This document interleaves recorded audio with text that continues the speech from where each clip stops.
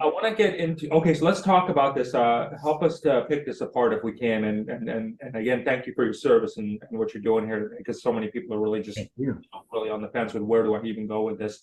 So you think in terms of psychedelics, and then then there's that, now it's like another tag phrase that has seems to have come in, or at least we're understanding it more, called plant medicine. Okay, Mhm.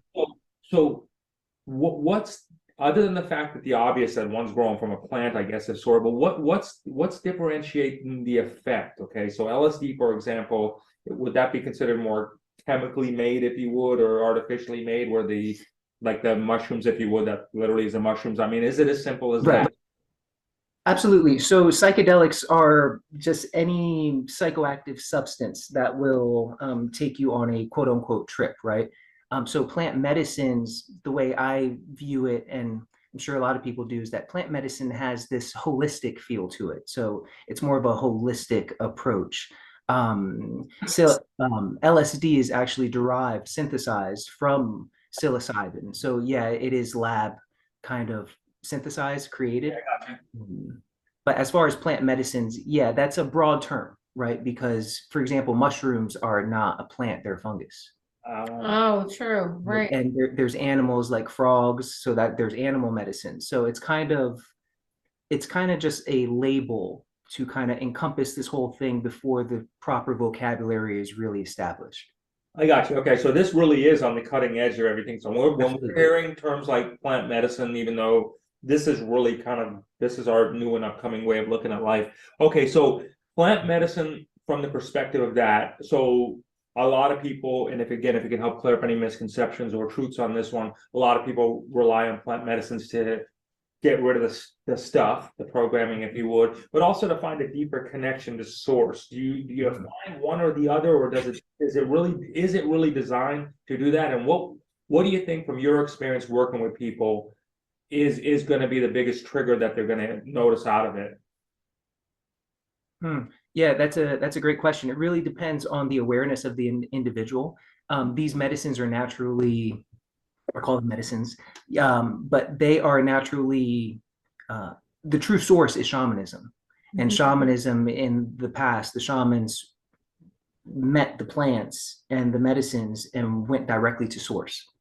So to answer your question, this is like a revival of shamanism to Mhm. teach people the truth of these medicines, right?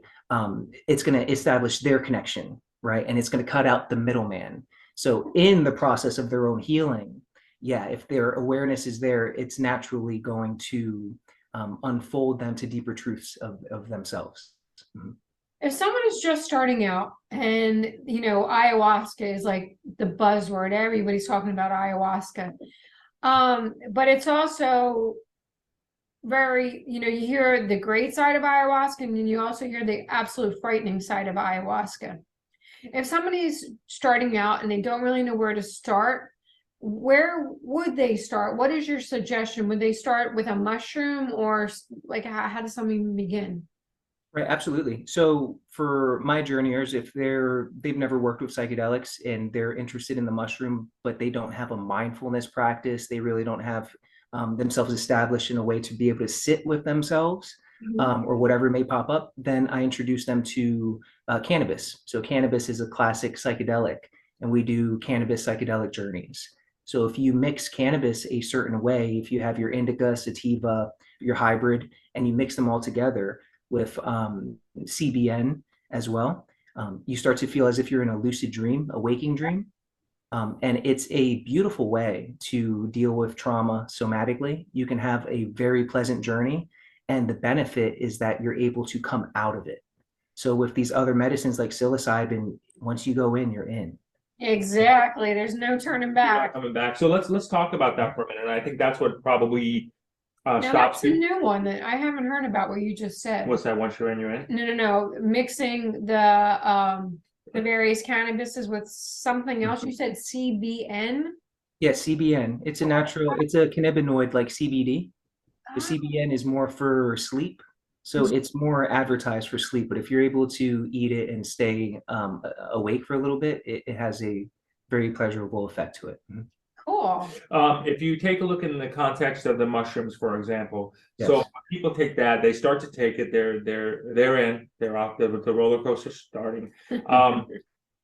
Generally, is that okay, so you visualize ayahuasca from what we understand anyway, is that you're pretty much lying down, you have this thing over your eyes, and you just kind of go on your own mental journey. And I don't know if there's much visuals again from how we've understood it.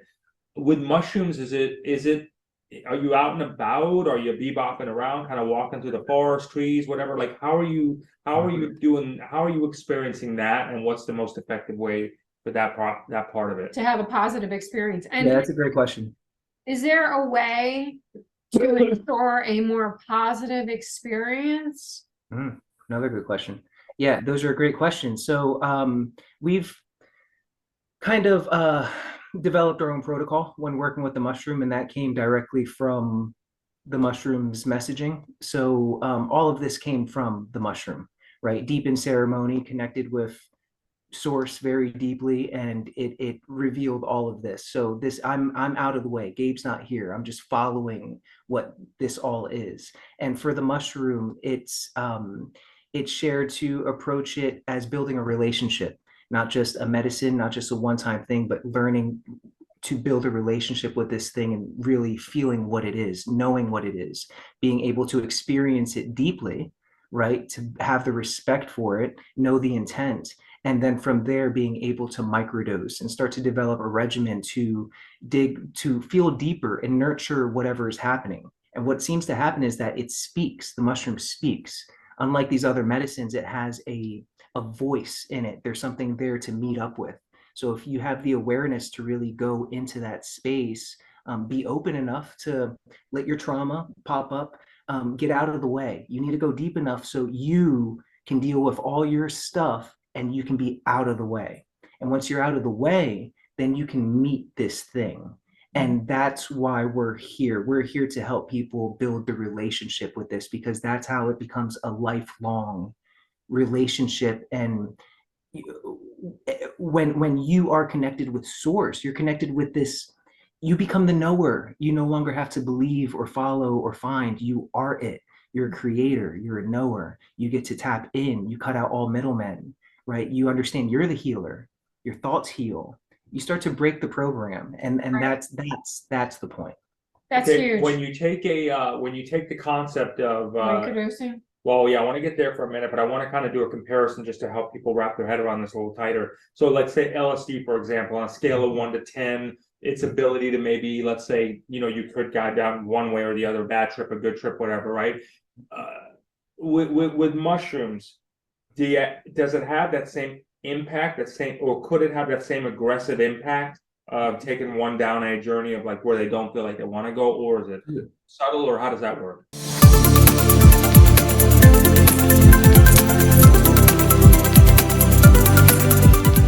I had given up my horses 20 years before that, was taking Tylenol, Aleve, Tramadol, got off them in 3 days, and I'm getting goosebumps. And if I cry, I'm sorry, but it's really moving. How it's changed my life.